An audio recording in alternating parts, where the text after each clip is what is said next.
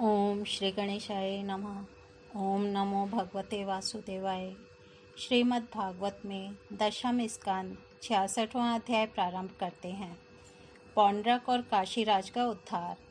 श्री सुखदेव जी कहते हैं, परीक्षित, जब भगवान बलराम जी नंद बाबा के व्रज में गए हुए थे, तब पीछे से करुष देश के अज्ञानी राजा पौंड्रक ने भगवान श्री कृष्ण के पास एक दूत भेजकर यह कहलवाया कि भगवान वासुदेव मैं हूँ।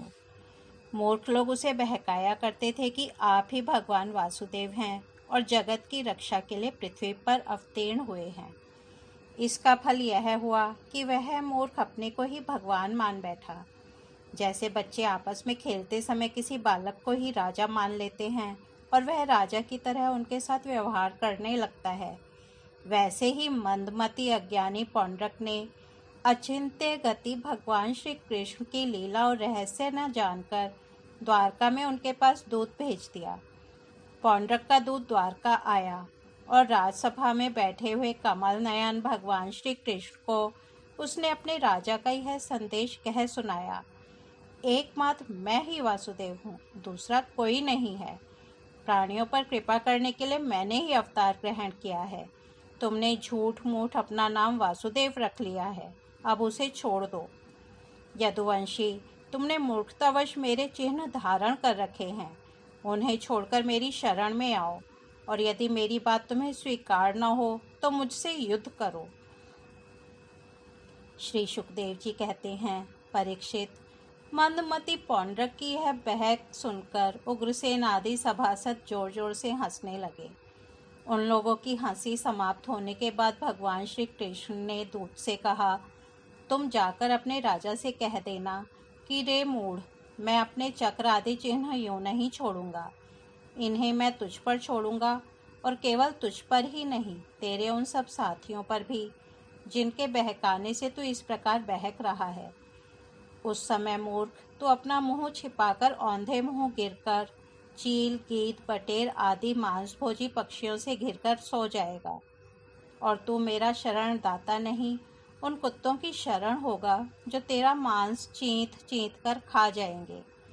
परीक्षित, भगवान का यह तिरस्कारपूर्ण संवाद लेकर पौंड्रक का दूत अपने स्वामी के पास गया और उसे कह सुनाया।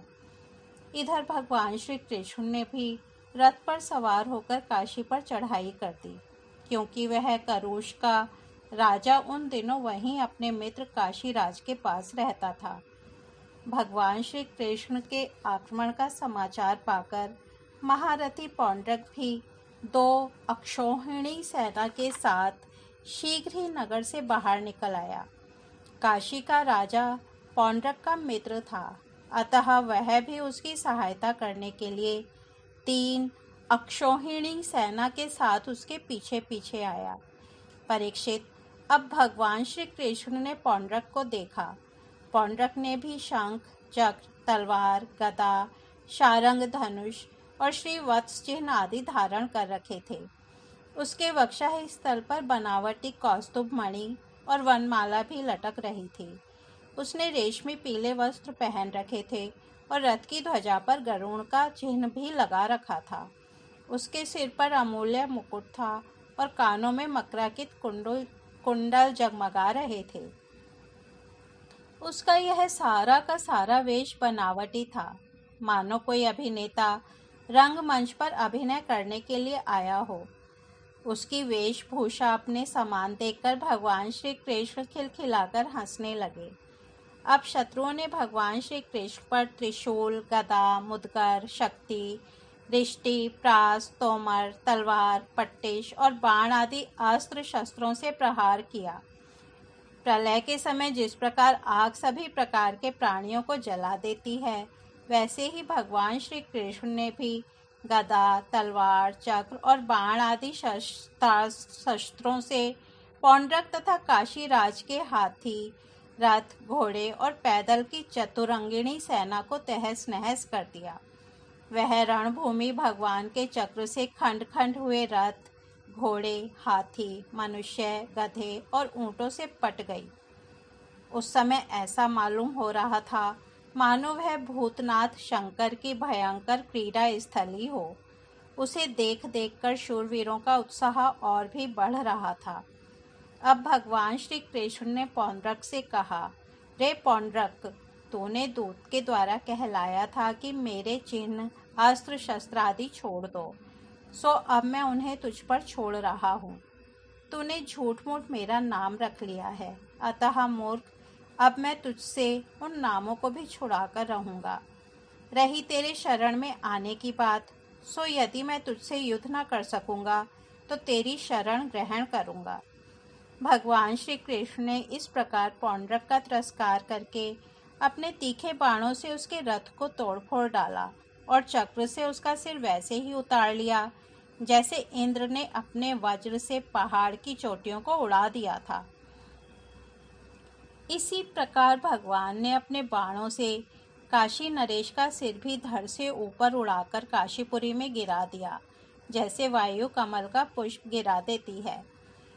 इस प्रकार अपने साथ डाहा करने वाले पौंड्रक को और उसके सखा काशी नरेश को मारकर भगवान श्री कृष्ण अपनी राजधानी द्वारका में लौट आए। उस समय सिद्धगण भगवान की अमृतमयी कथा का गान कर रहे थे। परीक्षित, पौंड्रक भगवान के रूप का, चाहे वह किसी भाव से भी हो, सदा चिंतन करता रहता था। इससे उसके सारे बंधन कट गए। वह भगवान का बनावटी वेश धारण किए रहता था। इससे बार बार उसी का स्मरण होने के कारण वह भगवान के सारूप्य को ही प्राप्त हुआ। इधर काशी में राजमहल के दरवाजे पर एक कुंडल मंडित मुंड गिरा देखकर लोग तरह तरह का संदेह करने लगे और सोचने लगे कि यह क्या है, यह किसका सिर है। जब यह मालूम हुआ कि वह तो काशी नरेश का ही सिर है, तब रानियां, राजकुमार, राजपरिवार के लोग तथा नागरिक रो रो कर विलाप करने लगे। हा नाथ, हा राजन, हाय हाय, हमारा तो सर्वनाश हो गया। काशी नरेश का पुत्र था सुदक्षिण। उसने अपने पिता का अंत्येष्टि संस्कार करके मन ही मन यह निश्चय किया कि अपने पितृघाती को मारकर ही मैं पिता के ऋण से उऋण हो सकूंगा। निदान वह अपने कुल पुरोहित और आचार्यों के साथ अत्यंत एकाग्रता से भगवान शंकर की आराधना करने लगा। काशी नगरी में उसकी आराधना से प्रसन्न होकर भगवान शंकर ने वर देने को कहा। सुदक्षिण ने यह अभिष्ट वर मांगा कि मुझे मेरे पितृघाती के वध का उपाय बतलाइए। भगवान शंकर ने कहा, तुम ब्राह्मणों के साथ मिलकर यज्ञ के देवता ऋत्विग भूत दक्षिणा अग्नि की अभिचार विधि से आराधना करो।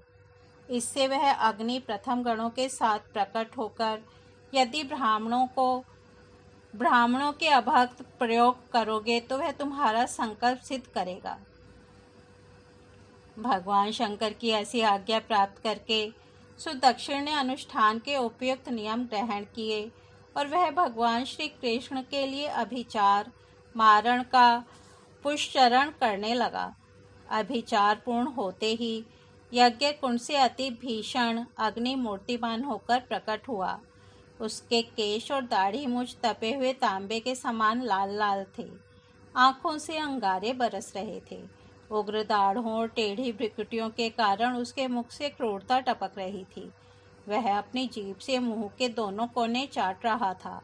शरीर नंग धड़ंग था। हाथ में त्रिशूल लिए हुए था, जिसे वह बार बार घुमाता जाता था और उसमें से अग्नि की लपटें निकल रही थीं। ताड़ के पेड़ के समान बड़ी बड़ी टांगें थीं। वह अपने वेग से धरती को कंपाता हुआ और ज्वालाओं से दसों दिशाओं को दग्ध करता हुआ द्वारका की ओर दौड़ा और बात की बात में द्वारका के पास जा पहुंचा। उसके साथ बहुत से भूत भी थे। उस अभिचार की आग को बिल्कुल पास आई हुई देख द्वारकावासी वैसे ही डर गए जैसे जंगल में आग लगने पर हरिण डर जाते हैं। वे लोग भयभीत होकर भगवान के पास दौड़े हुए आए। भगवान उस समय सभा में चौसर खेल रहे थे। उन लोगों ने भगवान से प्रार्थना की, तीनों लोकों के एकमात्र स्वामी, द्वारका नगरी इस आग से भस्म होना चाहती है। आप हमारी रक्षा कीजिए। आपके सिवा इसकी रक्षा और कोई नहीं कर सकता। शरणागत वत्सल भगवान ने देखा कि हमारे स्वजन भयभीत हो गए हैं और पुकार पुकार कर विकलता भरे स्वर से हमारी प्रार्थना कर रहे हैं। तब उन्होंने हंसकर कहा, डरो मत, मैं तुम लोगों की रक्षा करूंगा। परीक्षित, भगवान सबके बाहर भीतर की जानने वाले हैं। वे जान गए कि यह काशी से चली हुई माहेश्वरी कृत्या है। उन्होंने उसके प्रतिकार के लिए अपने पास ही विराजमान चक्र सुदर्शन को आज्ञा दी। भगवान मुकुंद का प्यारा अस्त्र सुदर्शन चक्र कोटि कोटि सूर्यों के समान तेजस्वी और प्रलयकालीन अग्नि के समान जाज्वल्यमान है। उसके तेज से आकाश, दिशाएं और अंतरिक्ष चमक उठे और अब उसने उस अभिचार अग्नि को कुचल डाला। भगवान श्री कृष्ण के अस्त्र सुदर्शन चक्र की शक्ति से कृत्या रूप आग का मुंह टूट फूट गया। उसका तेज नष्ट हो गया, शक्ति कुंठित हो गई और वह वहां से लौटकर काशी आ गई तथा उसने ऋत्विज आचार्यों के साथ सुदक्षिण को जलाकर भस्म कर दिया। इस प्रकार उसका अभिचार उसी के विनाश का कारण हुआ। कृत्या के पीछे पीछे सुदर्शन चक्र भी काशी पहुंचा। काशी बड़ी विशाल नगरी थी। वह बड़ी बड़ी अटारियों, सभा भवन, बाजार, नगर द्वार, द्वारों के शिखर, चहार दीवारियों, खजाने, हाथी, घोड़े, रथ और अन्नों के गोदाम से सुसज्जित थी। भगवान श्री कृष्ण के सुदर्शन चक्र ने सारी काशी को जलाकर भस्म कर दिया और फिर वह परमानंदमयी लीला करने वाले भगवान श्री कृष्ण के पास लौट आया। जो मनुष्य पुण्य कीर्ति भगवान श्री कृष्ण के इस चरित्र को एकाग्रता के साथ सुनता या सुनाता है, वह सारे पापों से छूट जाता है। इस तरह से श्रीमद् भागवत में दशम स्कंद 66वां अध्याय समाप्त होता है। कल हम 67वां अध्याय द्विविध का उद्धार सुनेंगे। तब तक हम यहीं विराम देते हैं। हरिओम तत्सत।